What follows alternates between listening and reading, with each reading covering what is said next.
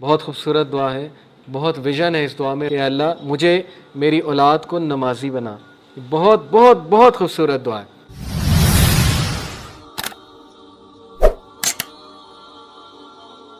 آدم کے تمام اولاد جو ہے وہ گناہ کرے گی، لیکن بہترین وہ ہیں جو ریپینٹ کر لیں گے، جو اپنی مسٹیک کو اکنالج کر لیں گے، جو رب سے معافی مانگ لیں گے، ان کے لیے توبہ ہے.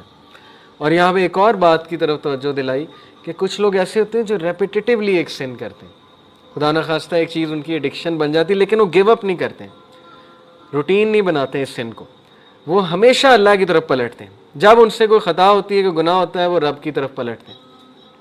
کتنے بدقسمت وہ لوگ ہیں جن کی لائف میں اللہ ہی نہیں ہے، جن کے پاس پلٹنے کے لیے کوئی چیز ہی نہیں، کوئی ہستی نہیں ہے، جو ریڈیم ہی نہیں کرتے اپنے آپ کو، اور اگر کرتے ہیں تو پھر وہ بس اپنے نفس سے ریڈیم کرتے ہیں.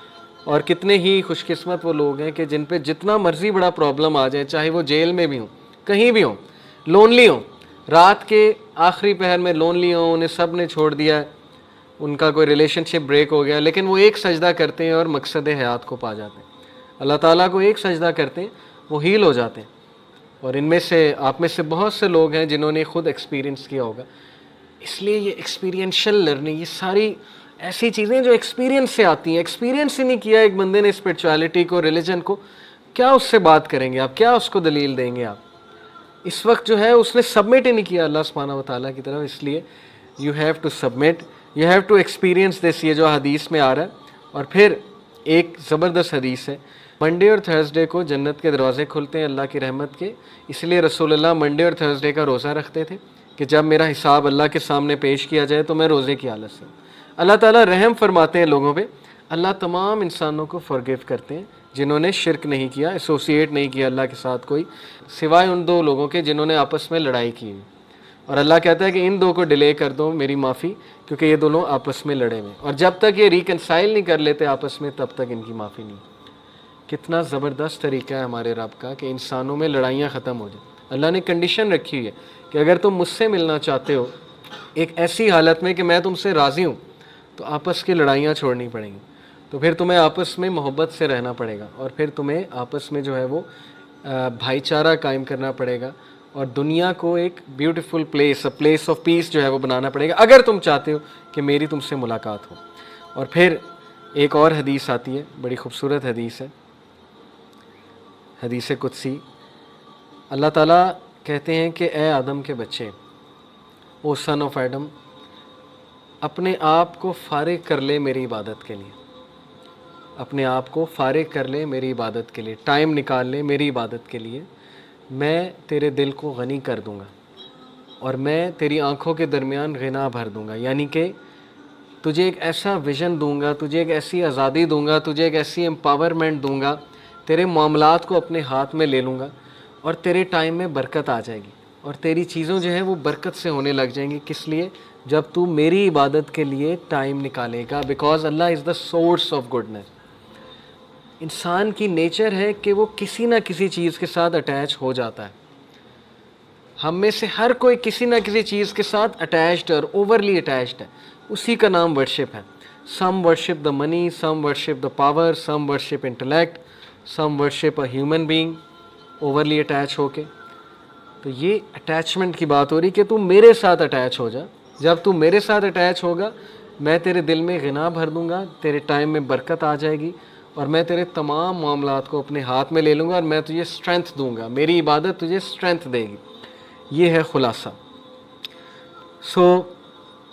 یہ جو سارے ایٹریبیوٹس میں نے آج آپ کو اللہ سبحانہ و تعالیٰ کے بتائے، اور جو قرآن کی ایسی آیات آپ کو اللہ کے بارے میں بتائیں، ایسے سائنس بتائے جن سے ہم اللہ کو پہچان سکیں، اس سب کا ایک ہی گول ہے جو تمام انبیاء کا گول تھا کہ اللہ کو پہچانو، کریٹر کو پہچانو، اینڈ گو ٹو ہم.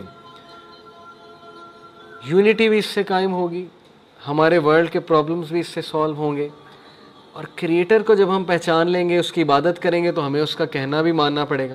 جب ہم اس کا کہنا مانیں گے، کوشش کریں گے اس کا کہنا ماننے کی، اس فریم ورک پہ چلیں گے، اس لائف سٹائل پہ چلیں گے جو اس نے ہمارے لیے نازل کیا، جس میں نمازیں ہیں، جس میں روزہ ہے، جس میں زکوٰۃ ہے، جس میں حقوق العباد بھی ہیں، جس میں ظاہر ہے کہ ایک دوسرے کو فرگیو کرنا بھی ہے.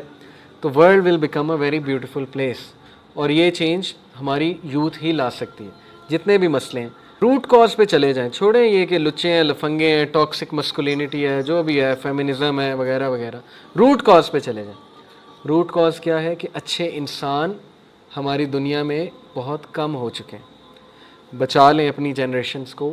میں اکثر یونیورسٹی میں ٹاک دینے جاتا ہوں, میں یوتھ کے آگے ہاتھ جوڑتا ہوں کہ آپ کی جنریشنز 20 سال, یہ جس دور سے ہم گزر رہے ہیں, جس کنفیوژن کے دور سے گزر رہے ہیں, اس کے آفٹر افیکٹس آپ 20 سال بعد دیکھیں گے. اگر آپ نے ورکنگ نہ کی, اگر آپ لوگوں نے ذمہ داری شو نہ کی, اگر موریلٹی کو دوبارہ سے اجاگر نہ کیا, اگر متقی پرہیزگار بننے کی کوشش نہ کی, تو you will see the results, deadly consequences.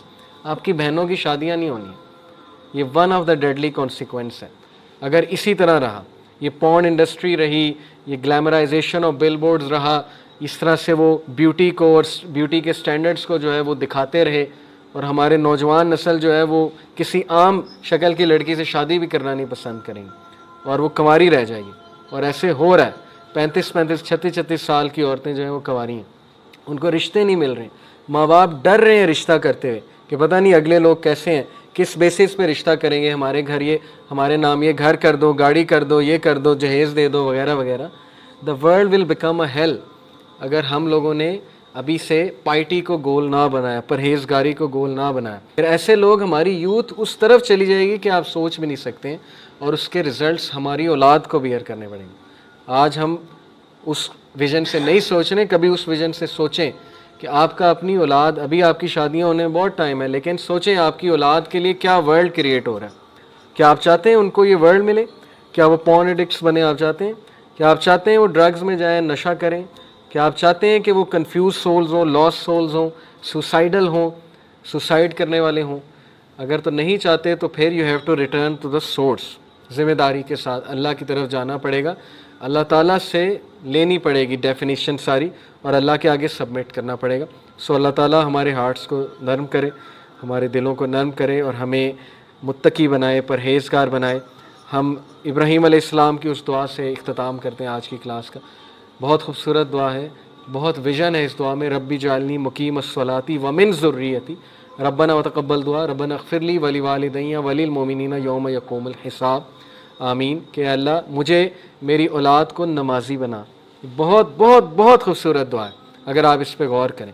اس سے بھی اوپر جائیں اور کہیں اللہ میری اور میری اولاد کو زانی نہ بنا, اور اگر کوئی بھی حصہ زنا کا لکھا ہوا ہے تو اس کو ختم کر دے, اور ہماری اولاد کو پرہیزگار بنا, متقین بنا, لیڈرز بنا, اور ہمیں اس دن معاف کر دے جس دن تو لوگوں کو ریز کرے گا انشاءاللہ.